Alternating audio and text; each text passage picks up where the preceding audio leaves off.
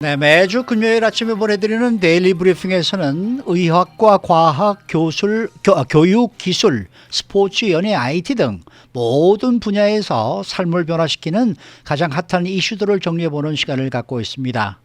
전화에는 오늘도 위클리 매거진을 진행하시는 문대현 박사가 연결되어 있는데요. 안녕하십니까? 안녕하세요. 네, 오늘은 스포츠 쪽으로 좀 이야기를 옮겨보도록 하겠습니다. 네. 이 대표적인 프로 운동이죠. NBA 프로농구에 지금 여성 심판관 모습이 지금 점점 더 많이 보이면서 아주 흥미롭습니다.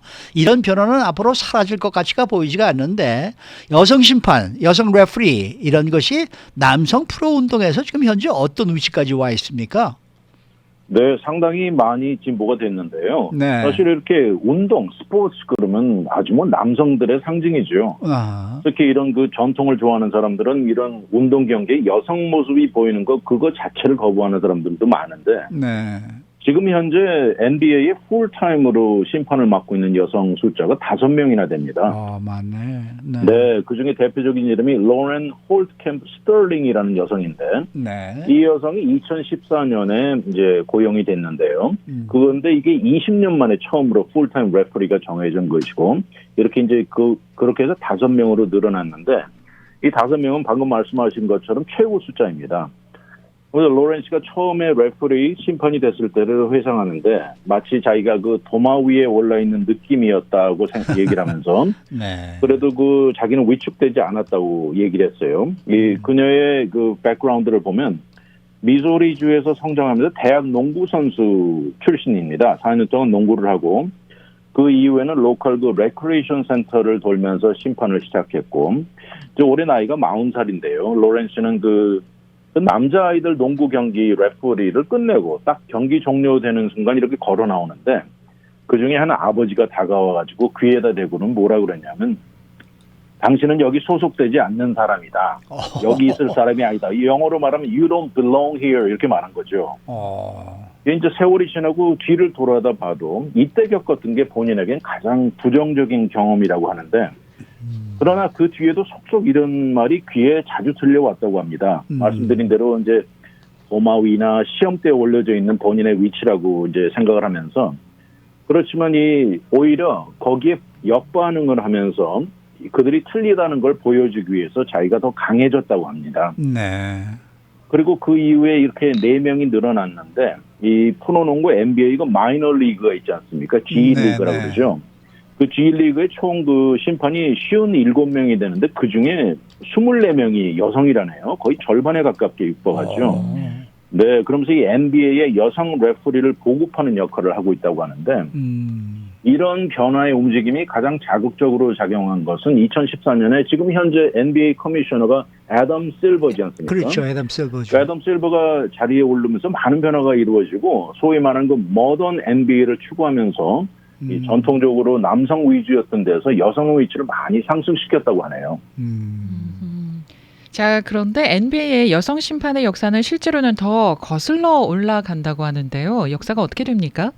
그렇습니다. 아까 로렌 씨가 2014년에 고용된 게 20년 이상이라고 그랬는데 네. 바로 1997년에 저는 그때 기억이 납니다. 그때 당시 부회장님 기억나시죠? 아침에 모닝 뉴스 할 때 제가 스포츠 담당할 때지 않습니까? 네네. 그때 당시에 2명의 여성 레프리가 처음으로 들어와서 저는 아주 생생히 기억이 나는데 바이올렛 파머하고 디 캔트너라는 2 여성이 역사상 처음으로 여자 레프리가 됐는데 바이올렛 파머는 흑인 여성이었고요. 네. 이 캔트너 씨는 백인 여성이었는데 이 사람들이 선구자죠. 그래가지고 현재 로렌 씨가 이 자리에 있게 해준 선구자는 분명한데 이 중에 흑인인 바이올렛 파머 씨는 올해 56살이고요. 네. 그 NBA 경기에 처음으로 임하기 전에는 대학 농구, NCAA 디비전 여자 농구 레퍼리를 했었고, 그리고 1997년 10월에 첫 번째 경기 휘슬을 보면서 역사를 쓴 것이죠, 사실은. 그리고 이분은 2016년에 이제 은퇴를 했고, 그런가 하면 백인 여성인 캔트너 씨는 올해 60살인데 NBA 경력은 좀 짧았습니다. 이분은 2002년에 은퇴했습니다. 근데 그때 당시 상황은 지금보다 훨씬 더 달랐고 어려웠죠. 그래서 이 팔머 씨 같은 경우를 보면 흑인이면서 저도 이 스토리를 읽으면서 처음 알았는데 동성 여성이었던 그 바이올렛 팔머 씨는 어떻게 보면 이 흑인에다가 동성 이까지 이 두 가지를 이 장벽을 한꺼번에 무너뜨린 분이나 마찬가지죠. 네. 그래서 이런 다양성을 받아들이는 문화가 한층 지금보다는 덜했던 시절에 아주 힘들게 이분들은 이 개척자 같은 일을 해낸 건데 그때 당시 우스운 에피소드가 있습니다. 예전에 보스턴 셀틱스 선수 출신이고 그때 경기 해설자였던 세드릭 맥스웰 기억나시죠? 네, 네, 기억나죠. 네, 세드릭 맥스웰이 경기 바이올렛 팔머 씨가 심판을 보던 경기를 중계하던 도중에 뭐라고 그랬냐면 부엌으로 돌아가라고 그랬습니다. 부엌으로 돌아가라고. 결국에 나중에 그녀에게 사과하기는 했지만은 이런 일이 수두룩했다고 하는데요.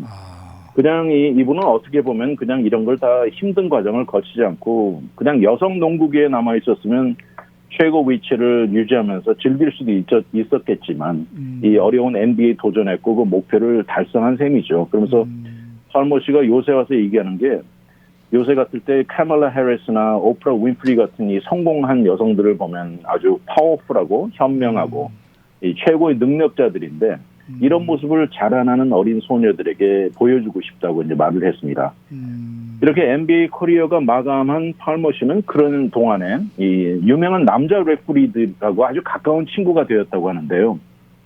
이 중에 유명한 이름들 많습니다. 들어보셨겠지만 스티브 제비라든지 뭐 잭 니스, 조이 크로포드 이런 사람들은 아주 귀에 익숙한 남자 심판들인데 네. 아주 친한 친구 사이가 됐고 그 남자들은 오히려 이 바이올렛 팔머 씨를 그 여왕이라는 퀸이라는 별명을 붙여가지고 좋은 의미로 불렀다고 합니다.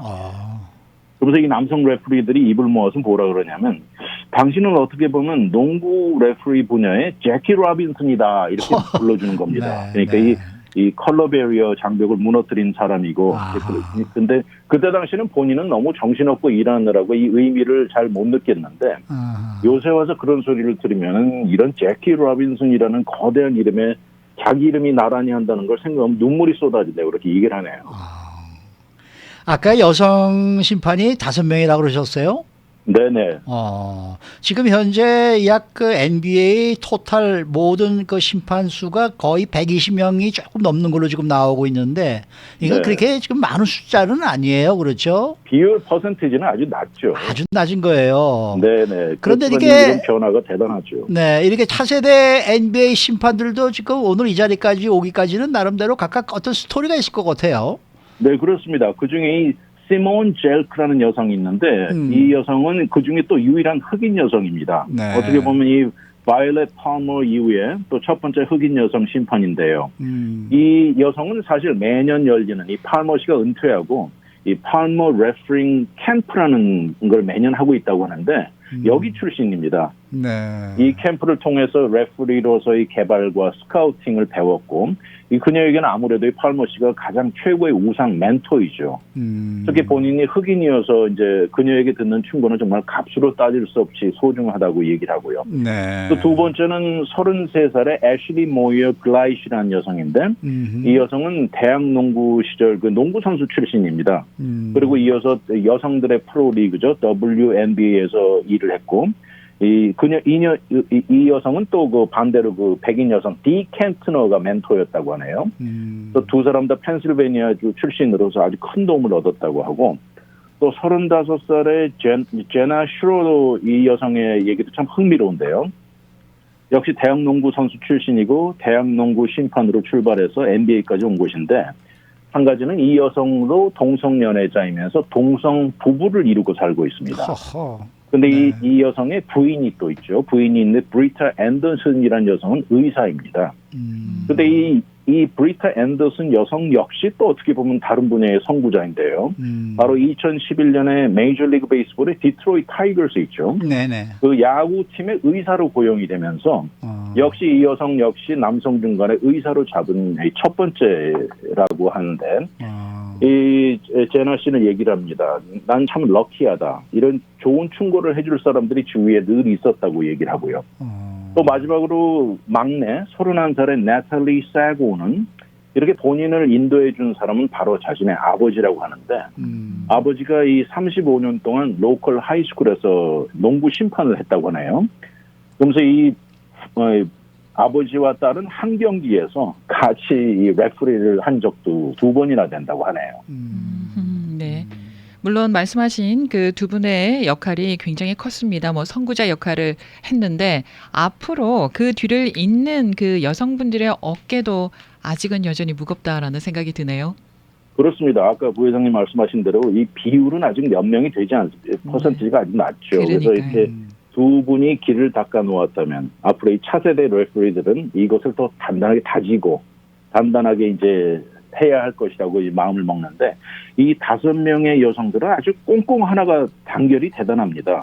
그래서 요새 이 서로를 얼마나 지지를 해주는지 이 팔머 씨와 캔터너 씨 그 두 여성의 그 정말 이 선구자적인 역할에 너무너무 감사를 한다면서 그런데 지금도 어려운 일은 계속 일어납니다. 이 웃지 못할 해프닝이 있는데 예를 들어서 이 레프리들이 이 여성 레프리들이 자기가 그날 맡은 경기에 들어가려고 농구장에 들어갈 때 시큐리티 가드들이 그녀를 저지시키면서 이 레프리인 거를 못 알아보고 치어리더나 아니면 그 심판의 부인으로 착각하고 막는 일이 번번이 벌어진다고 하네요.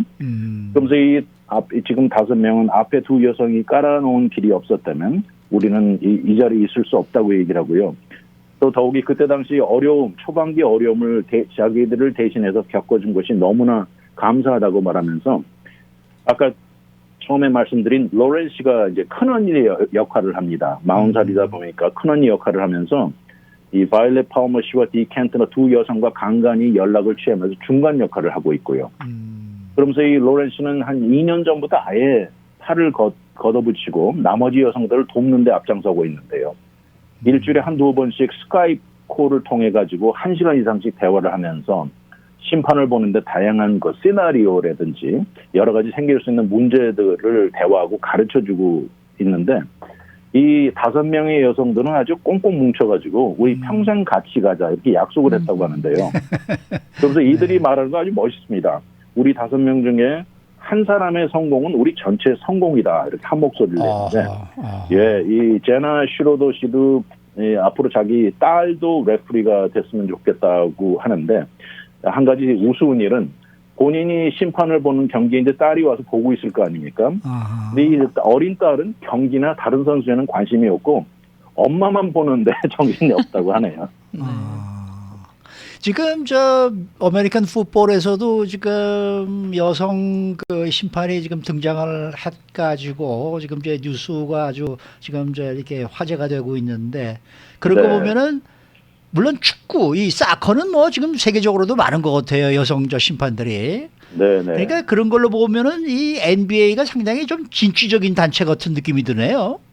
제가 보기에도 그렇습니다. 다른 뭐 야구라든지 풋볼 이런 NHL에 비해서 한층 더 진취적이고 그렇죠? 선구적인 것은 맞는 것 같은데 말씀드린 대로 5명의 여성 레프리, NBA 5명은 사실 NFL이나 메이저리그 베이스볼이나 하키 모두 다 합친 것보다 많은 숫자라고 하네요.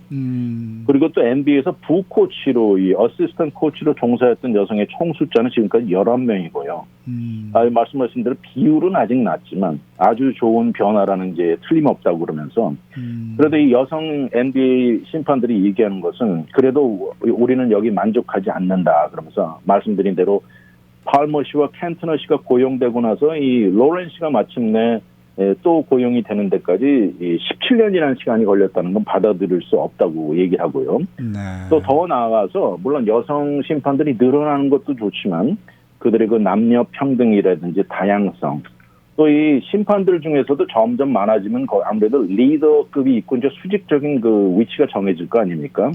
그런 리더에도 여성들이 또 동등하게 들어가는 걸 강조하고 이 NBA는 참 진취적입니다. 사실 이렇게 이 여성 심판들이 생기면서 그 선수들이 들어가는 러커룸도 리모델링을 많이 했습니다.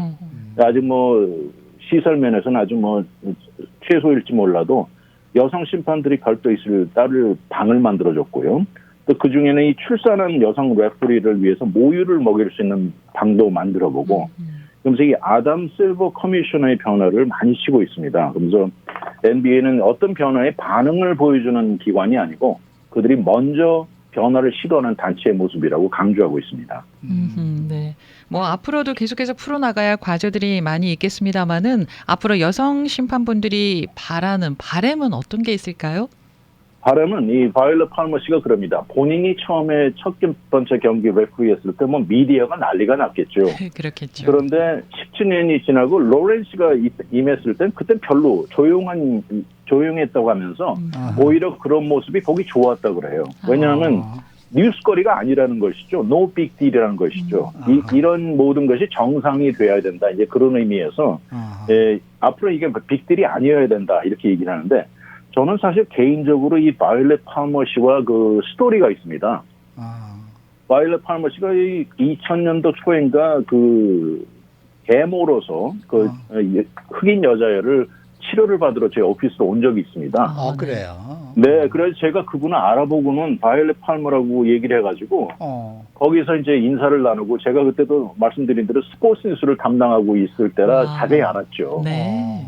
그래가지고 거기서 대화를 나누고 2년 동안 한 달에 한 번씩 오셔가지고 보게 됐는데 근데 이번 스토리를 보면서 그분이 그 동성 그런 거는 몰랐었습니다. 그래서 그 본인의 직접 딸이 아니고 이 가드도어라고 그러죠.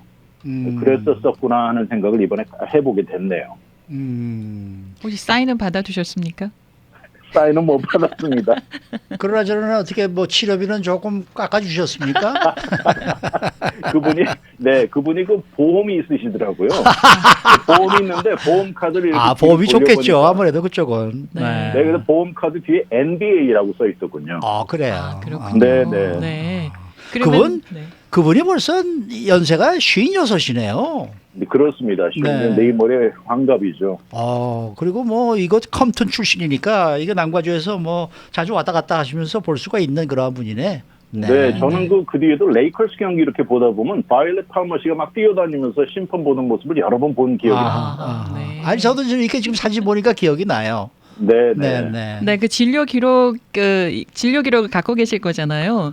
그게 앞으로 몇십 년 후에는 또 뭐 어떻게 될지 모르니까 잘 보관하십시오. 그거 공개하면 안 돼요. 공개하면 안 돼요. 안 되죠. 그렇죠. 의사들이 환자들의 비밀을 공개하면 되겠습니까? 네, 서명만이라도 서명만이라도. 저는 그냥 말씀하신 가보로 보관하겠습니다. 네. 수고 많으셨습니다. 감사합니다. 네, 지금까지 문대원 박사와 함께했습니다.